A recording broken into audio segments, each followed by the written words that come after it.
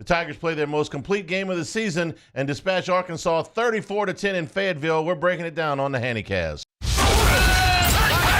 The Hannacast, a weekly LSU football film study with Charles Hannagriff and former LSU tight end Richard Dickson. Now to break down the Tiger tape, here's Charles and Richard. All right, glad to have you with us here. I'm Charles Hannagriff along with former Tiger Richard Dickson. Richard, LSU was in what everybody agreed, pretty much everybody universally agreed, was a tough spot, coming off an emotional win against Ole Miss. Arkansas was coming off of a bye, home game at night. Even though Arkansas had a big win against Tennessee, it was 2 weeks before. And so Fayetteville has always been a difficult place for LSU to play, a lot of close games over the years. We thought LSU was in for a real dogfight. Instead, they broke open a close game in the third quarter and really coasted here. Yeah, I mean, the defense or the offense started fast. They go and score on their first drive, scored on the first 4 possessions. You know, the only knock I'd say is, you know, you get 3 or 4 field goals in a row that you want to convert to touchdowns, but the defense made timely stops. They only allowed, 1 touchdown in the last 6 quarters. It really looks like this team's coming together and everybody's starting to find out who they are on defense. Maybe I shouldn't say coasted. This was a hard-fought win, and when they were in a 16-10 game in the third quarter, Whit Weeks and Major Burns made a couple of really big plays that swung it. LSU went up 2 and then 3 scores, and then took it in the last drive, the last meaningful drive of the game. One of those, it was kind of like a Les Miles-esque drive. 14 plays, length of the field, 8:22 off the clock. 12 of the plays were runs, and just took the life right out of Arkansas. No, I mean, that's what you want to see from a team that go out there and close it in the fourth quarter. You got Whit Weeks, who gets the pick on the one and carries it to the 2-yard line, get a 1-run score. The next series, they get the ball back. Whit makes a stop on first down. Burns make a stop on second down, and Whit gets the sack on third down. They punt it, and then we start the long drive. I mean, it's just the way you want to close out games. I thought this was the best that LSU had run the football all No year. doubt. And with the defense having come around the way it is, they keep getting better. This is a far cry from the team that started the season in Las Vegas with a loss to USC. And you can kind of see just those two teams. LSU has been ascending ever since. USC has been descending. If those teams played again today, I would take LSU quite happily. But be that as it may, the Tigers have put themselves in good position. We'll talk about the big picture ramifications here in a little bit. Garrett Nussmeier in this game, it's not this monster statistical game, but it was one where LSU was very efficient on third down, made a lot of key completions. They were able to have some offensive balance. And, yeah, okay, he's always going to be a little bit too aggressive with 1 or 2, but he got away with a couple in this game. No, he got away with a few, but like you said, he managed the game. Anytime they were in a crucial third down situation, he made the right decision. He just kept the flow of the offense. I mean, you had drives of 5 minutes, 4 minutes, 6 minutes. You got the 8-minute drive, and they just methodically moved the ball down the field and kept the ball out of their hands. I think they finished up with like a 39-21 advantage on the time possession. Damian Ramos makes all 4 of his field goals, and they got points on almost every drive that meant something. The one big takeaway that was a negative in this game was the penalties. Yeah. And, when you have that many false starts, listen, it was loud there, but it wasn't any louder than South Carolina. It's not louder than some of the places that they've been in the past. So this is a focus issue, I thought. It's a tough spot. I mean, you heard Brian Kelly talk about it. It's the offense in whole. You're looking at one person jumping, but it's being in rhythm. The center double clutch on a couple balls will show you. And that's just communication when you're getting up there. Nuss is trying to get them into the right play. They're trying to be synchronized in the calling, and these guys were just a little bit off tonight. We're brought to you by Marucci Sports. Check out the Hitter's House at 5801 Segan Lane. Membership rates, 24/7 access to members-only batting cages and bullpen cages, have reservation opportunities, 15% off your retail store discount, and some more. They're adding more and more to their retail outlets every single day. Of course, you can get all of the Marucci aluminum and composite bats available at the Hitter's House. MarucciSports.com, founded and operated by current and former big leaguers. They'll get you what you need at Marucci Sports. So let's get started here. The first play we're going to show you is a deep ball to C.J. Daniels, who came back, had an LSU career high with 7 catches in this game. They had missed him in the Ole Miss game. This pass isn't complete, but it does draw a pass interference on Arkansas. This might be Nussmeier's best throw of the night. It was really good, well executed. What he does in his drop back, the way he moves his safety, you couldn't ask for anything better. And we're talking about the deep plays. He moves the safety with his eyes and gets this wide open against a too high D.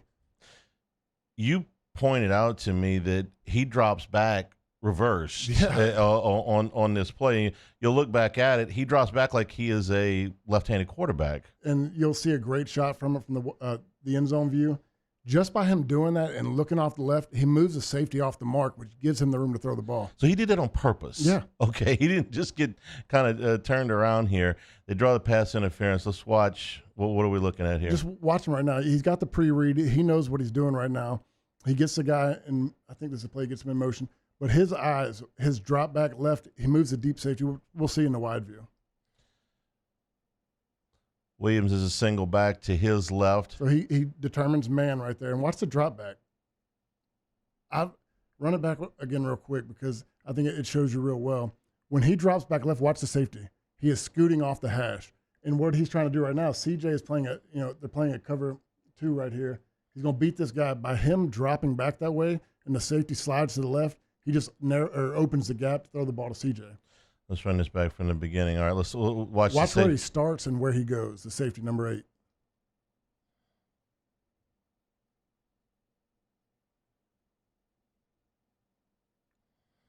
I mean, it's beautifully done the way he widens the guy. He just pushes him off that mark. He starts looking that way.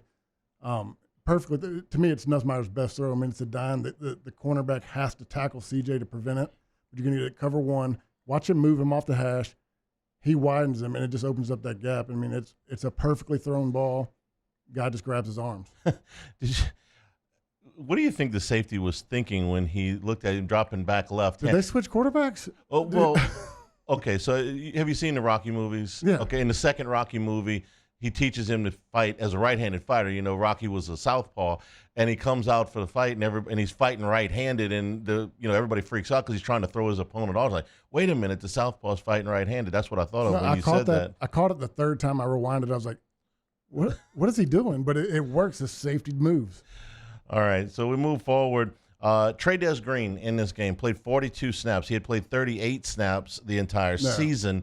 They moved him out to wide receiver. We talked last week about what can you teach him in a week that you can feel comfortable with. Well, apparently quite a lot, because 42 plays. You want to talk about, hey, how are they different from earlier in the season? Well, this guy can be an impact guy. Now, this is an incompletion in the end zone, but you wanted to talk about this play. Yeah, it's just the way that they're going to use him. And early in the first half, they targeted him 3 times. He was the guy they were trying to get the ball to. They had plays scripted in there for him. And this is another one of those plays which, if you watched last week's show on the touchdown Trey caught, he doesn't run the best route, but his length gets him open. This is another one. I think that if they were practice a little bit more, the further he gets into it, if he stems the safety a little bit more, it's an easier throw on Nuss. And I think just by him leaking, it messes up the timing. All right, let's watch the play.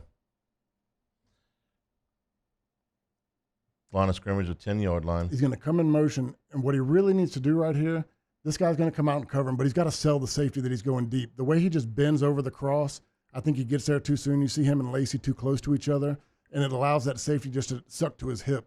And I'll show you, I think it's the very next play, what Lacey does is what he needs to learn how to do. He's got to give some type of vertical movement to where the safety doesn't know if he's going left or right. He can go in or out. When he just does the bend like that, it's kind of like a lazy route, and he hasn't been asked to run a lot of routes. This is a good view for it. If he stems him vertical, this safety thinks he could run the corner, he could run an out, could run a hitch. He's got to get vertical right there to push him. But when he just bends it like that, I think it messes up the timing. And, Nuss could have gotten rid of the ball a little bit earlier, but I think that he expected him to be hesitant and then break across the middle, which would have opened it up more. We're brought to you by Lake Urgent Care, with 25 years of experience dedicated to providing quality care close to home. Lake Urgent Care treats minor illnesses and injuries for ages 3 months and up at 17 convenient locations, including Baton Rouge, Hammond, Livingston, and Ascension Parish. Plus, they offer occupational health and weight loss solutions. A seamless extension of Our Lady of the Lake. Patients can access care from anywhere with the MyChart patient portal. Our urgent care centers are open 7 days a week. You can walk in, check in online, or schedule a virtual care visit at lakeurgentcare.com. All right, we move forward here a little bit. This got put into the film by accident, so we couldn't figure out how to take it out. So we're just going to show you this extra point. Nice job, Ramos. Good to me. Yeah, everybody blocked. Everybody did their job. That's all I really got to say about that. This one kind of got stuck in there by accident, so the extra point was good. You can see it from the tight view. Yeah, from the. I didn't realize you got Savion Jones as your wing back, Campbell on the right side. We're learning new stuff. Yeah, this is not something that we ordinarily take a look at, but very interesting though. Now I say that now that I'm watching it, I don't think I've ever seen two defensive linemen as the wing backs. You got Shan on the left side, Savion Jones on the right side. Maybe we should have put it in there on purpose. All right, this next play got everybody's attention, but you called it a power eye defense because we don't know what else to call it. You right? got a center, a quarterback, a fullback, and a running back. It's the only thing I can come up with, but it's very interesting. And I didn't realize this at the game. What they do out of this formation is pretty cool. I mean, you're going to have both ends. They're going to start slant in. They're going to suck the tackles in. Shan's going to run right up the middle, and it kind of brings these two. Witt and I think it's Xavier Atkins. They start rushing the A-gap, and they bend. I mean, it's a really cool design. They play zone on the backside, and I think that, to be executed perfectly, any other quarterback, this is a sack. This guy's a really good athlete. They get around the end. He drops. I think he loses 15 yards just to get out of it, and then Shan makes a really smart veteran play. He doesn't attack the quarterback. He gets flat and makes him have to run the ball. What's the advantage of lining up the first man in this defensive formation is 4 yards off the ball? I haven't figured that part out yet, but what I will say is it's a timing deal. These guys are all trying to fill it out. So, the tackles, they know their assignment. They're going to be on the two ends right here. But these three got to figure out who's coming into which gap. And by slanting the ends, it does really cause havoc. And our two wide guys get home free. You talked about how when you played, sometimes you guys would help out the interior offensive linemen if they weren't as experienced. If you come up and you're let's say they would have had a tight end, they don't have one close to the line here, but if you'd come up and saw this, what would you do? We're gonna fan it. We're gonna gap block. Everybody get to a gap and just see who shows up. All right, let's watch this run out here. It's really, I didn't see it the way it gets home. Atkins maybe wants to go higher, but another quarterback doesn't have the athleticism to flatten back. And then what Shan does, which is just a veteran move, he doesn't chase down the quarterback. He knows I cannot get there. He gets flat down the line of scrimmage and makes sure that he doesn't have an option. Watch him get flat. Yeah. A lot of guys would have taken that and he'd have beat him around the edge. But by staying flat, he can never set his feet and throw the ball. If he gets up the field, there's a chance that Green might have made the first down no here. It doubt. would have been a lot closer. Watch the way they both slant in and they come around the end. It was a really cool design. But this was the most veteran smart play by Shan, getting flat down there and forcing him to keep the ball.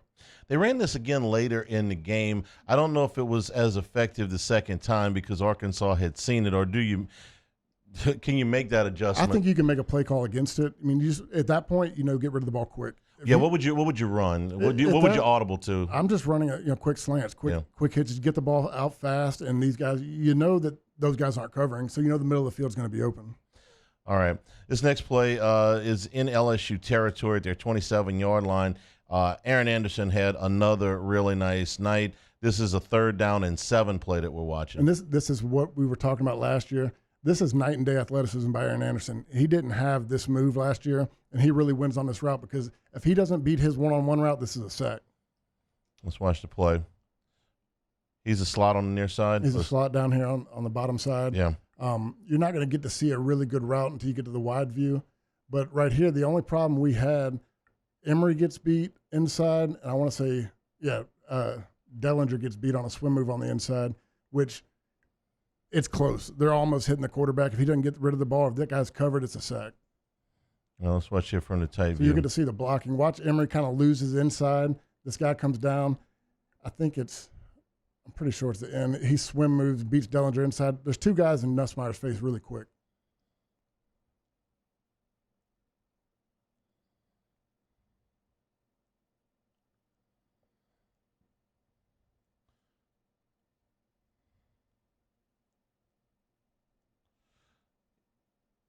Yep, both. Rewind it. They both get beat inside. I mean, Emory just misses with his hands and slides. Good move by the DN, swimming him right here. But if he's not open, that's a sack. I mean, he's got to get rid of the ball now. All right, when we look at the wide view, you're going to be able to tell us the route that Anderson's So look going to at run. what he's got. He's going to get the leverage to where he's trying to take away the inside with Anderson over there on the left side. What he does is it just shows the athleticism he has. He gives him a little stutter, goes inside one step, and really gets held. It could have been a holding on defense. What's the outside route? The outside route's a go. He's running that guy off. Okay. All right, let's watch this here. So we call this a jig route. He'd have two options, go inside or outside, depending on the leverage. He just knows he's got to get open on his man in coverage. So watch him goes outside. He takes away the outside, and this move he does right here with the little stutter, and it's just a quick, twitchy move that he didn't have last year. I mean, run it back one time real quick, because to me it's just very impressive. He knows he's got outside leverage. He gets the one step, and I think he really gets held on that getting outside. But it's just a great play on a 3rd and 7. Wasn't the only play he made in this game. Yeah. Later in the contest, he took one right off the ground, right off the shoe tops, and I don't know if he could have slid a piece of paper through there. LSU hustled up to the line. They didn't get a chance to review it. I'm kind of glad. Yeah, because it was close. Yeah, it was a tough one. Like I said, it looks like it's on the ground, but I think he has control the whole time. We're brought to you by Bayou Apparel, helping local businesses communicate their message since 2009. As one of only a few local LSU official licensees, Bayou Apparel offers the highest quality products to showcase your brand, whether you have an established one or a new one. Bayou Apparel design experts can help you create eye-catching designs that fit your company's message. They do logos, event T-shirts, and promotional items for your business. Call 225-928-9090 or go to the website at bayouapparel.com. This next ball is a missed deep ball where they were trying to target Kyron Lacey. Yeah, and I just wanted to put this one on here because we saw this a week or two ago, and for some reason or another, Lacey and Nussmeier are not on the same page on these deep routes. Nussmeier's wanting to throw it vertical. Lacey's kind of got the guy beat, wants him to throw it out there and let him run across the field and catch it. And it's one of those that it's just another play that this should have been a touchdown. I think we ended up getting a field goal on the drive, but he's wide open. He wins his route. He does what I talked about with Trey'Dez Green earlier. And we show the wide view, the way he stems the cornerback to make him push outside opens up the middle. All right, from the 45-yard line of Arkansas. Lacey down at the bottom of your screen. You get really good pocket there. He's got all the time in the day, but he's wide open. And I guess run it back real quick because you can kind of see where Lacey changes his angle. Lacey wants to run this up the hash and bend it over. When he throws the ball, he has to press back vertical. And they got so much open area over there. He's got to throw it out to the hash. Remind me, did they not run this same play 2 weeks ago? Ole Miss game? Yeah, it was Ole Miss. Except Lacey was on the other side, and Nussmeier's throw takes him back towards the center of the field, where if he leads him, he's got him there. I couldn't remember if it was Ole Miss or the week before. It was Ole Miss. But it was very I remember you similar. said throw it to the logo, the 100 Years of Tiger said throw it to the logo that was out on the hash instead of in the middle. And this is the same thing that happens. It's just them not being on the same page where he wants to take the ball. He gets the route. He wins. Nuss has to throw it.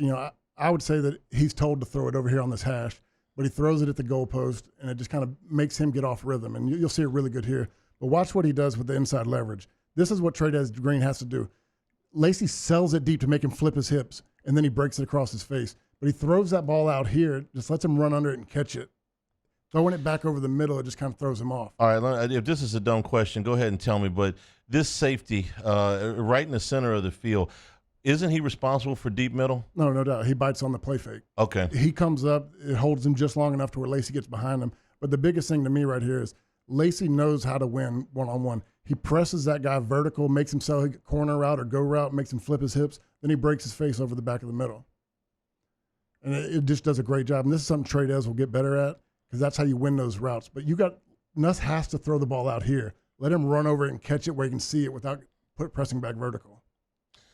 All right, so when we talk about chances for big plays, that was another chance for a big play. All right, we threw one of the false starts in here, okay? We have certain plays available to us and certain plays not. If you're wondering how we pick these things, we pick the ones that are available to us that we can get. The false start was 107, so tell me why you picked this one. This one's just a young center, loud atmosphere. And like we talked about, everybody wants to stay on rhythm when you're talking about the call. He wants to say it the same way, be in the same cadence, the same patterns. And this one where the center gets nervous, he double clutches the ball real quick. All right. Which I think it worked out because I think Thomas would have gotten blown up on this play. But if you watch real quick, I know it's close. he just he slides it twice. He starts it, stops, and then snaps it. We see it better from the okay. You gotta. He moves. You can just watch the ball. He moves his hand slightly, then snaps it. Okay. Any chance that he heard something? I think is Nussmeier initiating with the clap here? I think it's the fact that he didn't hear something. Okay. He's on rhythm. He's waiting for it. He goes, ready. Like he's thinking Nussmeier, ready. He said, hut. And Nussmeier might have said ready and paused to look at something. And he just got out of rhythm a little bit. All right. You say Thomas is going to get. Yeah, so they're going to run a little swing option right here. I think this is the only time CJ misses his block. You got the look you're wanting to in this play. You're going to have everybody one-on-one with the block. You're going to get kick out, block down, but it stops soon. This guy, Daniels, misses his block. He could have got blown up quick.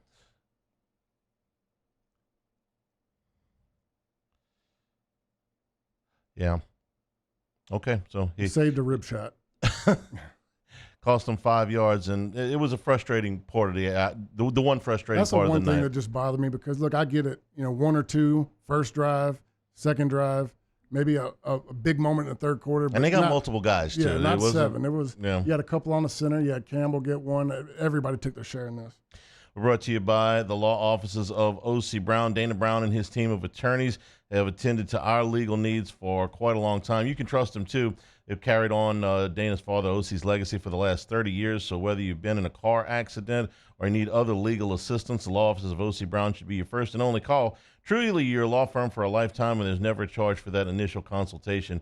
Call 225-343-1111 or on the web. It's O.C. Brown, O-S-S-I-E Brown.com, and right down from the offices of O.C. Brown, Town Square Pizza. Get in and get some hot, delicious square pizza downtown Baton Rouge. You can have it. It's going to be made right there in front of you. But if you're working downtown, you got a limited amount of time for lunch. You're going to be able to get in and get out in a timely manner in very generous portions. We're always bringing some home from Town Square Pizza in downtown Baton Rouge.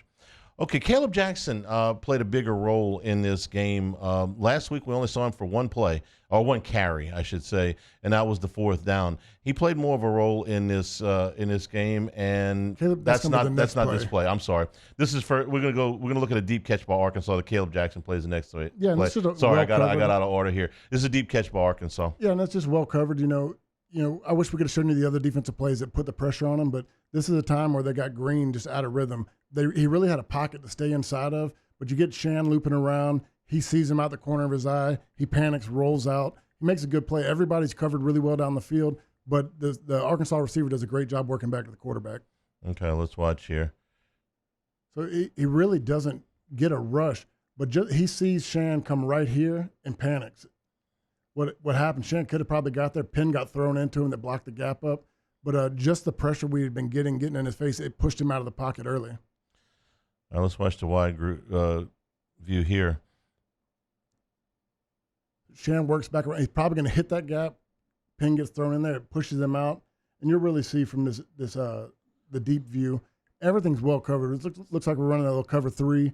All right, let me stop it here, and you can set the alignment. You're going to run cover 3. Everybody's going to move. He's coming down. Sage's going over the middle. Everybody's dropping, and it's really well covered. But with the scramble out to the left side, number 5 does a great job just working back down to the ball. There's something else I like about this play, but I want to watch it one more time before we point it out. Green's got his pocket. Everybody's covered to that point. That quarterback, the receiver just does a good job working back in a scramble drill. All right, here's what I like about this thing. I was and you can see it probably better from this view. Here's Jones, all right, 35. He drops into coverage, but he's able to come up when he sees Green commit towards the line of scrimmage, and he doesn't lose contain. Yeah. That was one of the things that really scared me about this game was Green getting out of the pocket, busting contain, and making plays both with his arm and with his feet. And Jones, man, that's a 280-pound cat there that's dropping into coverage and getting up. Yeah. That's not easy what he just did. At least it doesn't look easy. And this isn't really the best play to illustrate it. He did it all night. He covered that flat zone in his drops. He was there. He forced the guy not to be able to run. He made Green throw it. And look, I thought the pocket was pretty well. I didn't see why he scrambled other than you see Shan about to come free. Those ends did a really good job. On the stat sheet, it may not show up that, they had. This defense is getting better. We're now 33rd in the country in rushing. We're 18th in red zone defense. I mean, I wrote it down. They're getting better to 45th for tackles for loss, 7th in the country in sacks, 6th in the country in fumbles recovered. This D's really starting to make some plays. I'm so impressed and happy for Savion Jones. The year he's having, man, he is so much improved. You can tell he's put the work in the offseason. He dropped some weight. He looks quicker. He's definitely benefiting from Kevin Peoples. Both he and Swinson are. He is looking like an NFL defensive end. He's just 10 times better than he was last year. Yeah, absolutely. Okay, this is the run that we're going to look at by Caleb Jackson. Again, he was more involved in this game. Had 5 carries. Was not really involved very much in the run game against Ole Miss. But this is a good run by Jackson. To me, this is just his growth. This is the first time he's shown me patience. He lets the blocks develop. He gets down there. It's really well blocked. Everybody makes their block except for DJ Chester. And I've said this multiple weeks. They got the center trying to work up the linebackers a lot. He's not that swift of the feet. The linebackers are beating him across the top. But the one thing I really like to show is when he does get beat, he doesn't quit. He works. He runs right past him, works to the safety. All right. This is Caleb Jackson, LSU on their own 39-yard line. It's a 12-yard run that you move back into pistol. They make the adjustments right now. They see where he's moving back in, taking off. They have the good communication between the tackle and tight end. They get it sorted out. Campbell's going to work up to the linebacker. And what he does right there that you're going to see better on the tight view is he held that position to where the linebacker was in a two-way gap.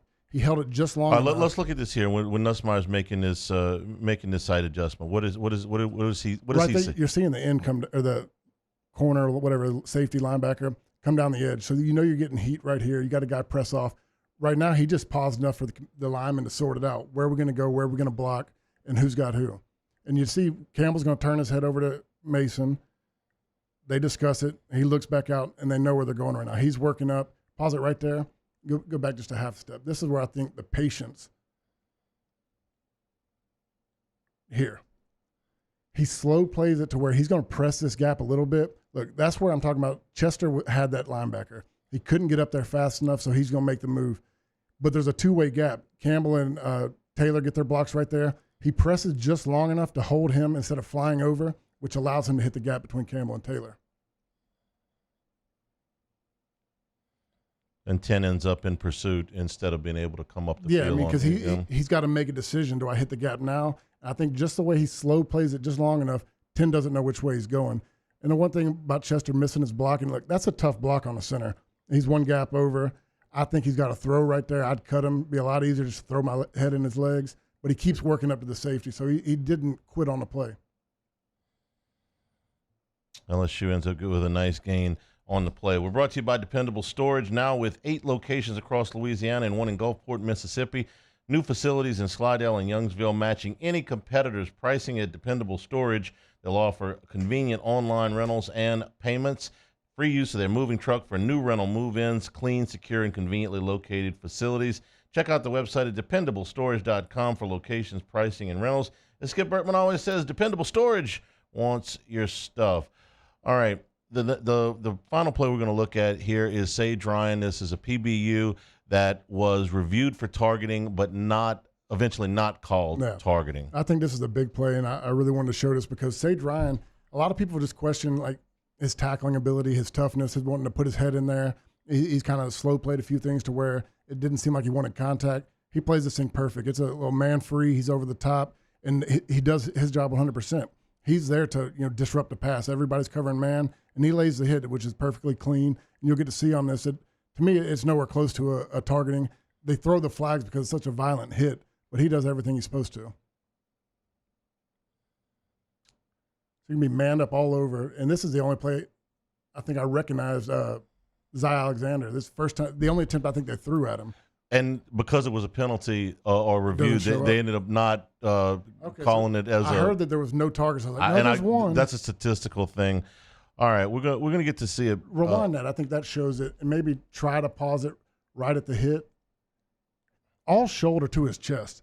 Everybody, the announcers were about to make me come through the screen when they kept saying that this is targeting. You get angry when you watch games. Yeah, that's why my kids aren't allowed in there. Right, I understand. But when they're protesting for a targeting call on the screen, oh, he hit him with his head. He hit him with his head. He is square to the chest, square to the numbers. He can't help that the whiplash made the guy's helmet come down. But this is clean, and I think this is my favorite play from Sage Ryan I've seen. And when we talk about a launch, okay, his foot's still on the ground. He's still running through it. I mean, he is thrusting up through the tackle, but you have to do that. Yeah, otherwise you're going to get run over. Otherwise, sit there and stand still and me get hurt, or let me put a little bit of force behind it. Yeah, when you talk about launch, you're talking about leading with the crown of your helmet, and in a lot of cases, leaving your feet. This was LaRon Landry. This is what LaRon was known for. They threw at him. He busted up plays. He was going to give up his body. This is my favorite Sage Ryan play, just the way the physicality to go in there and bust up a big play, because they're driving right now. They complete that ball, and I think he's got his hands on it. He's got his eye. He's going to complete that ball if Sage doesn't deliver the hit. They would have called LaRon Landry for a lot of stuff that might not have been targeting, but looked He like it was. Never finished a game he back in the hit people day. so hard. But I think the coverage is so well with this. They're going to roll us cover one, and he's just playing man free over there. He is the guy to play help. I don't think he realized he was hurt until later, because he's pretty jacked up, and he's like, "Oh, my hip kind of hurts." I would imagine that looked real. I don't mind them throwing the flag and doing a review there. Yeah. That's what play fine. that reminded me of was in 2009, the Chad Jones hit on the Arkansas guy in the backfield, Yes. where both of the guys went down. It was Right. very similar. I got really reminiscent of 2009, where it's a great hit, blows up the play, but both guys end up going down. This is the system working, okay? This is Ryan picking out a target spot where he's in the chest. He's not going to the head. He's not leading with the crown. He's not launching, okay? Defenseless receiver. You were a receiver. Is this a defenseless receiver? He's running a route. No, I mean, he makes the play. The only thing you can do is let him make the play. I mean, to me, I've had my head knocked off a million times when I was going to catch the ball, and I get that. Your job is to jar the ball loose, knock the ball loose. And I get also why they're throwing the flag. Things happen so fast. These guys are running 4-4, 4-5. Things are moving. When you see a violent hit, look, you see 1, 2, 3, 4, 5. I think 5 flags are thrown on this play. That's fine. But they made the right decision by going back to review it, seeing that it was a clean hit. He didn't launch. He didn't hit him in the head. He aimed at the chest, and everything worked out. I think this is how the rule's supposed to be played. We tried to show you a little bit of everything. We showed you some of the run game. We showed you some of the pass protections. We showed you Trades Green. We showed you Aaron Anderson. We showed you this play. We showed you a couple of deep balls, one of them by Arkansas, one of them by LSU. Okay, 6-1, undefeated in the league. LSU and Texas A&M, the only 2 undefeated teams remaining in league play. The game's in College Station this Saturday night. I don't know that anybody felt exactly that this was going to be where LSU was in the middle to end of October. I said it the night of the post game in Las Vegas. Listen, the team will be different later in the season. We fall for this every year. It's like, well, they're not going to win another game. That's why I try to dismiss those questions in the post games. Like, I don't want to play 4 games ahead. Trades Green didn't play in that game. Not really. Zy Alexander didn't play in that game. Whit Weeks played in that game, but not like he played. Something snaps. He played here. And by the way, the tipped interception was not available to us, so that's why we didn't show that play. But it was a hell of a play, and that was the point of the game where it could have swung. It was 16-10. Arkansas had the ball. If they go down the field and get a score there, then you're in a dogfight deep into the third quarter. He makes a tip. He makes the interception. They punch it in. The next drive, he and Major Burns. He makes a play on the run on first down. Burns on second down. On third down, they get the sack. And the combo, I mean, on the very first play of the next drive, Burns forces the guy to cut back, allows Whit Weeks to make the tackle for no gain. The very next play, they run a pass. Burns hits him for a tackle for no gain. And then the very next play, Weeks gets free on a sack. I mean, they ended the game in these 2 consecutive drives. Yeah. So again, we have certain plays that are available to us and certain plays that are not. So that's why Burns is so much better. I mean, they found his role. This defense is just getting better. And look, we would love to have Harold Perkins, but without him, these guys are stuck to one position instead of rotating. And I think these guys are just getting better, getting more comfortable, and knowing one role. They also have shortened their rotations in the secondary, as Kelly promised he would after before the Ole Miss game. Everybody, they've got the 5 guys that they want back there. There was 51 snaps in this play. I think most of those starting 4 right there in the secondary played 40 plus. Yeah. Hey, do us a favor and hit the subscribe button, hit the like button on the Hannacast. We keep growing every single week. Thanks to everybody for doing that. We hope you're enjoying the product. Feel free to comment if you got any suggestions for us and stuff like that. We're happy to we're looking to We read improve. the comments. We look at We it. do. This is new to us too. We're trying to make all the right adjustments. We even had a laser pointer, just not Great quite. idea. It does not work on a yeah, TV just screen. so we're gonna have to go find a different laser pointer. But again, we hope that you enjoy what we got for you, and we'll be back next week taking a look at LSU and Texas A&M on the Hannacast.